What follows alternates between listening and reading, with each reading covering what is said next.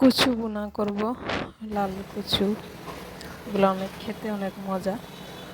তা আমি এটা কেটে ধুয়ে সিদ্ধ করতেছি লবণ দিয়ে, আর একটু খাবার সোডা দিছি যাতে একটু কম চুলকায়। সিদ্ধ করা শেষ, এখন আমি বোনা করব। মশলাটা ভালো মতো কষাই। আমরা মাছ রান্না করার জন্য যে যে মশলা লাগবে সব মশলাই আমি দিয়েছি, তবে তেল একটু কম দিলাম, কারণ তেল কম খাই।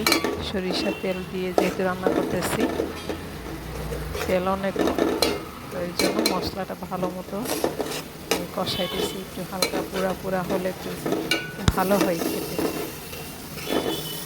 ভালো মতো কষানো হইলে তারপরে আমি সিদ্ধ কচুটা দিয়ে দেব। সিদ্ধ কচুটা দিয়ে দিলে আর বেশিক্ষণ না, একটু ভালো মতো কষানো হয়ে গেলে তারপরে গরম গরম ভাতের সাথে খেলে অনেক ভালো। কচু আমরা সচরাচর খেতে চাই না, কিন্তু এভাবে রান্না করলে বাচ্চারা খায়। বাচ্চারা তো কচু দেখলেই খাইতে ইচ্ছে করে, তো না কচু খাবো না, কিন্তু এভাবে যদি রান্না করা হয় তাহলে বাচ্চারা অনেক সুন্দর করে খায়।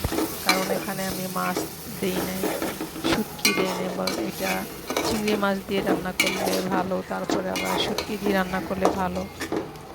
জানি না কে কে দিয়ে কী মাছ দিয়ে রান্না করে। আমি সাধারণত চিংড়ি মাছ দিয়ে রান্না করি, যেহেতু চিংড়ি মাছ নাই, শুটকি নাই, যার জন্য আজকে বোনা করতেছি।